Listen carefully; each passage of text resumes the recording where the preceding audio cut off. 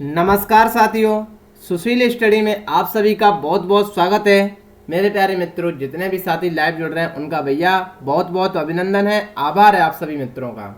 सबको पता है हमने भैया सेल का पार्ट 1 पढ़ लिया, पार्ट 2 पढ़ लिया, पार्ट 3 पढ़ लिया, पार्ट 4 पढ़ेंगे और उधर भैया हमने टेस्ट भी लगा लिया।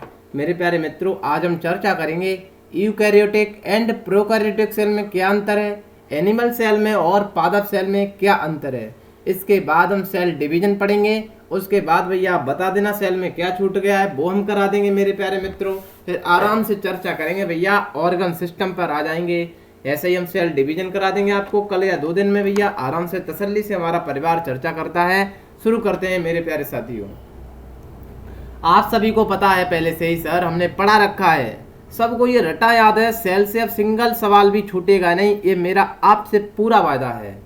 सबसे पहले मैंने क्या पढ़ाया था, ये वाला चित्र मैंने कई बार अपने विद्यार्थियों को अभी 7 बजे वाली क्लास में बताया था। एक बार फिर मैं इसे ड्रॉ कर रहा हूँ।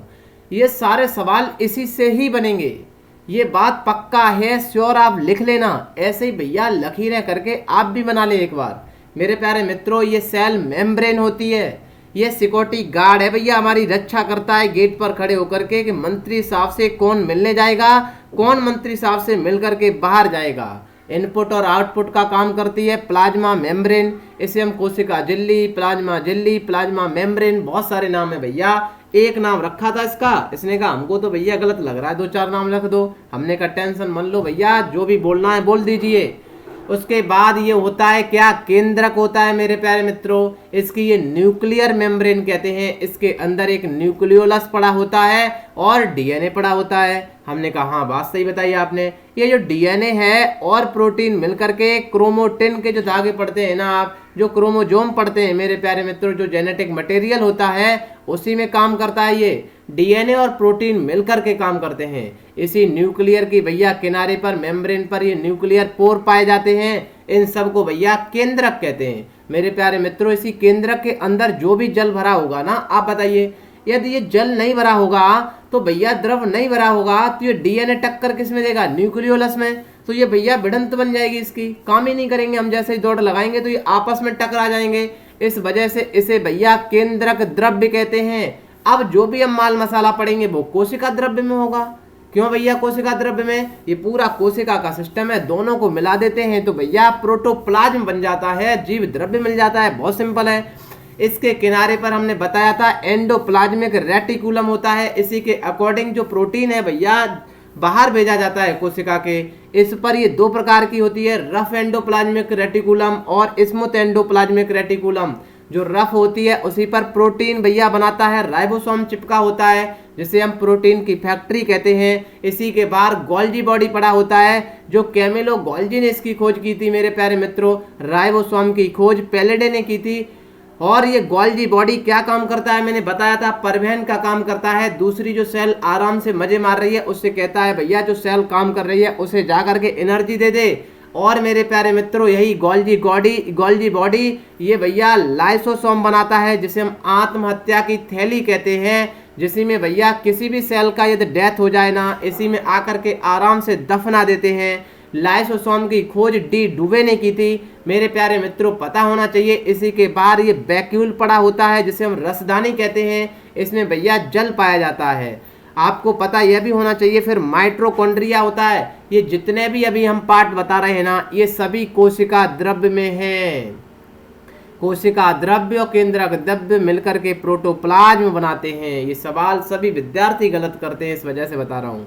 माइटोकॉन्ड्रिया की खोज रिचर्ड अल्टमैन ने की थी। इसे हिंदी में सूत्र कणिका कहते हैं, ये भी सवाल पूछा गया है। इसे शक्ति ग्रह भी कहते हैं, इसे पावर हाउस भी कहते हैं। इसमें 38 एटीपी के बराबर एक ग्लूकोज बनता है मेरे प्यारे मित्रों, वो जो एनर्जी का काम आपको आराम से कर देता है। ये माइक्रो भैया बिल्कुल फिलामेंट होता है, जैसे एक्टिन फिलामेंट भी कहते हैं। इसके बाद माइक्रो ट्यूब्स होते हैं। इसके बाद मेरे प्यारे मित्रों इंटरमीडिएट फिलामेंट होते हैं। इन तीनों को भैया मिलाकर के साइटोस्केलेटन बनता है, जिसे हम कोशिका कंकाल या कोशिका पंजर कहते हैं। उसके बाद सेंट्रोसोम पड़ा होता है, जिसे हम हिंदी में तारक काय कहते हैं मेरे प्यारे साथियों। तारक काय सेंट्रियोल बनाता है, वही सेंट्रियोल ध्यान रख लेना, जो एनिमल सेल में पाया जाता है, जो सेल डिवीजन में बहुत ज़्यादा महत्वपूर्ण योगदान देता है। ये सारा सिस्टम भैया किस में था? यूकैरियोटिक सेल में था। अब बताना मेरे प्यारे मित्रों, प्रोकैरियोटिक सेल में कुछ था क्या? आप पहले एक बात समझें मेरे प्यारे मित्रों, इमेज करें। जब हमने सबसे पहले आपको सेल पढ़ाई, हमने बताया आप ऐसे सोचिए जरा, सेल क्या होगी, तो आपके माइंड में आएगा सर सेल होगी एक तो ऐसा भी जीव होगा जिसमें सेल नहीं पाई जाएगी। हमने कहा बिल्कुल बात सही है, जैसे कोरोना वायरस है। हमने कहा ऐसा एक भी जीव होगा जिसमें सेल पाई जाएगी। जिसमें सेल पाई जाएगी भैया उसे सेलुलर कहते हैं, जिसमें नहीं पाई जाएगी उसे नॉन सेलुलर कहते हैं। अब सवाल बना सर सेल पाई जाएगी ना जिसमें, उसमें ऐसा भी तो हो सकता है कि भैया किसी में विकसित सेल हो और किसी में अर्ध विकसित हो। हमने कहा हाँ गजब बात बताई आपने। जिसमें अर्ध विकसित सेल होती है उसे हम भैया प्रोकैरियोटिक सेल कहते हैं।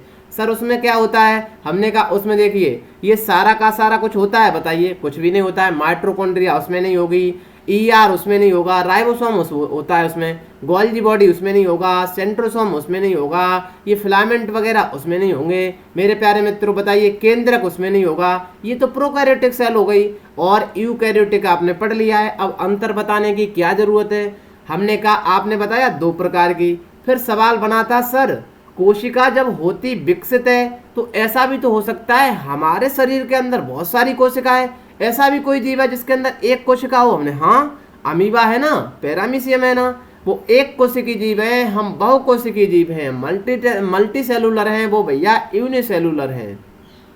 याद रख लेना मेरे प्यारे मित्रों, चर्चा करेंगे। सवाल बना सर आप बताएं, जैसे आप बता रहे थे कि हमारे अंदर भी डेवलप सेल है। हमने कहा हाँ, ध्यान से सुनिए।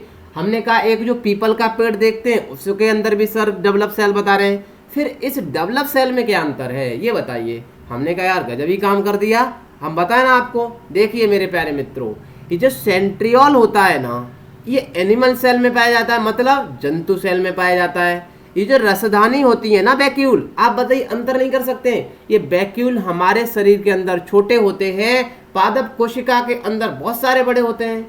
आपको हमने पढ़ाया था भैया जो क्लोरोप्लास्ट, ल्यूकोप्लास्ट और क्रोमोप्लास्ट जो हरे पत्ते रंग देने के लिए, ये भैया पादपों में होंगे, हमारे अंदर क्या करेंगे? ये अंतर नहीं लिख सकते हैं, बताइए।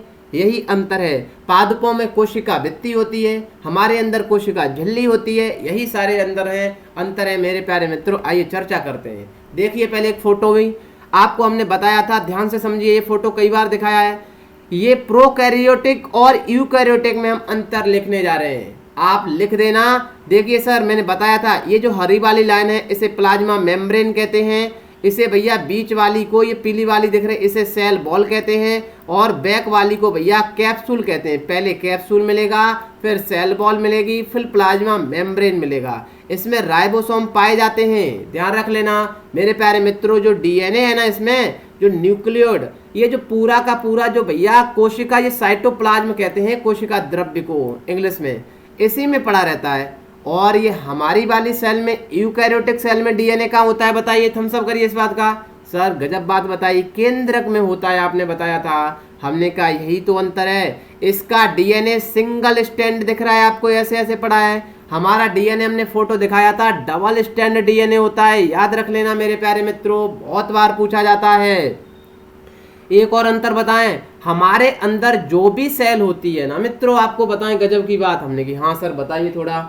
हमने कहा हमारे अंदर सेक्सुअल चीजें होती हैं।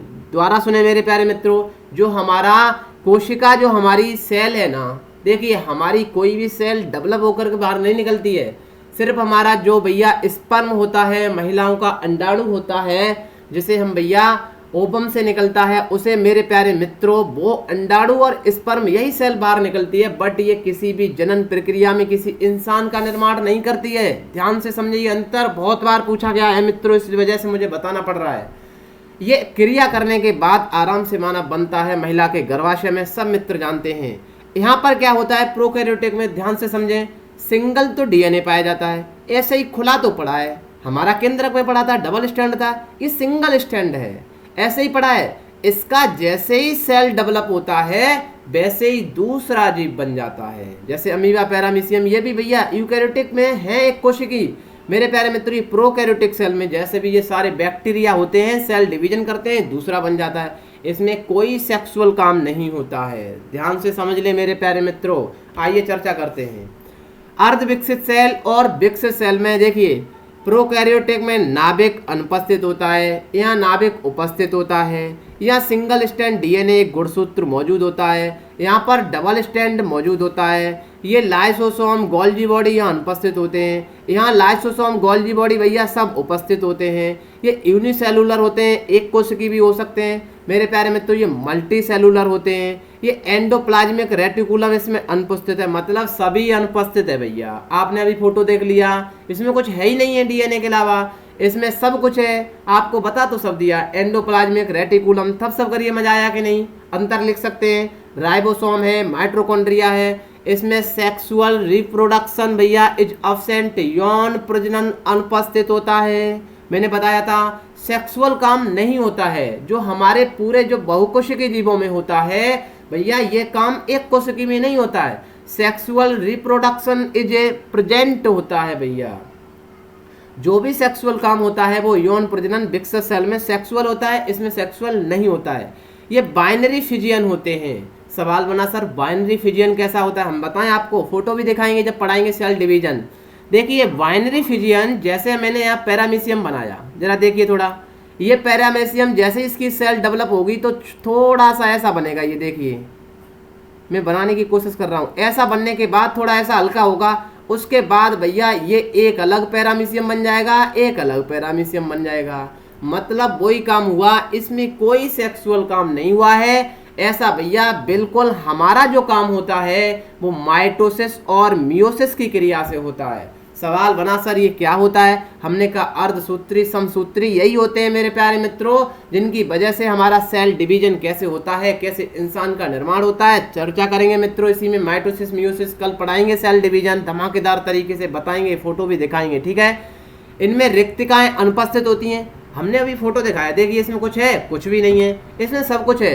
रिक्तिकाएं उपस्थित होती हैं भैया, नो माइक्रोट्यूब्स माइक्रोफिलामेंट होते हैं, इसमें सब होता है। ये नो स्पिंडल फॉर्मेशन होता है, इसमें स्पिंडल फॉर्मेशन होता है। सवाल बना सर ये क्या होता है, हमने कहा ये सब सेल डिवीजन में काम करते हैं, कैसे सेल डिवीजन करती है सब दिखाएंगे सर। बढ़े आगे मेरे प्यारे मित्रों, अब सवाल बना के सर एनिमल सेल और प्लांट सेल में क्या अंतर है। ये तो दोनों सेल डेवलप सेल हैं, दोबारा सुने, ये दोनों सेल यूकैरियोटिक के हिस्सा हैं। अंतर बताना है जंतु सेल में पादप सेल में अंतर। देखिए मेरे प्यारे मित्रों, अंतर सिर्फ थोड़ा सा है इसमें, क्यों आप बताना। केंद्रक यहाँ बीच में पाया जाता है, यहाँ केंद्रक आपको किनारे पर दिख रहा है, ये वाला देखिए, ये केंद्रक दिख रहा है कि नहीं, फोटो में देखिए न्यूक्लियस लिखा है। एक ये अंतर हो गया। दूसरा अंतर सुने, दूसरा अंतर मेरे प्यारे आप मित्रों आप बता सकते हैं सर इसमें रसधानी बहुत बड़ी है। देखिए इसमें मेरे प्यारे मित्रों इसे पढ़िए, ये क्या लिखा है, ये रसधानी बहुत बड़ी है, वैक्यूल है, ये लार्ज सेंट्रल वैक्यूल होता है। दूसरा अंतर हो गया। पहला अंतर केंद्रक भैया किनारे पर होता है पेड़ पौधों में, हमारे अंदर सेंटर में होता है। हमारे अंदर रसधानी छोटी होती है, इनके अंदर रसधानी बहुत बड़ी होती है। हमारे अंदर सेल झिल्ली पाई जाती है, कोशिका झिल्ली, इनके अंदर कोशिका भित्ति पाई जाती है। हमारे अंदर क्या होता है मेरे प्यारे मित्रों, जो हमने पढ़ाया था आपको ध्यान रख लेना, सेंट्रियोल पाए जाते हैं एनिमल सेल में, इसमें कोई भी सेंट्रियोल नहीं पाया जाता है। देखिए यहाँ सेंट्रियोल पाया जाता है। चौथा अंतर बताएं मेरे प्यारे मित्रों, ध्यान से समझें। चौथा अंतर आप लिख सकते हैं, क्या लिखोगे भैया, चौथे अंतर में बहुत सारे अंतर आपको हमने इतने गिना दिए, और सारे हमने लिख दिए हैं भैया। आइए हम चर्चा करते हैं। चौथे अंतर में आप बता सकते हैं, जो इसकी कोशिका भित्ति होती है ना, इसमें लिखा है, मुझे ध्यान नहीं आ रहा थोड़ा, कोशिका भित्ति नहीं होती है, यहाँ कोशिका भित्ति पाई जाती है। हाँ हरित लवक वाला मैं बोलना था भैया, ये वाला मेरे दिमाग से उतर रहा था, ठीक है।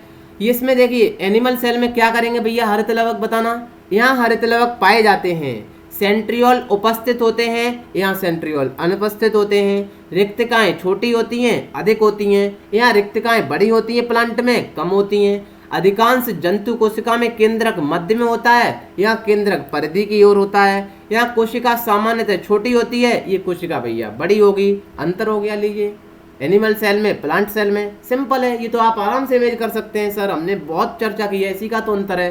कल पढ़ेंगे ये सारा ज्ञान भैया, हम टेलीग्राम पर शेयर करते हैं मेरे प्यारे मित्रों। मिलेंगे सर मेरे प्यारे मित्रों कल। आपको हम बता दें भैया, कल की करंट में सोच रहा हूँ मैं टेलीग्राम पर शेयर कर दूंगा, आएगी तो बता दूंगा। इन्फॉर्मेशन अभी से कर दे रहा हूँ, थोड़ी प्रॉब्लम है मेरे प्यारे मित्रों, तो आएगी तो मैं इन्फॉर्म कर दूंगा। टेलीग्राम पर आप देख लेना, टेंशन मन लेना, मेंटेन कर लेना, ठीक है सर। मिलते हैं सर कल, तब तक के लिए मस्त रहो, बिंदास रहो। बाय भैया, till then take care, see you, जय हिंद जय भारत।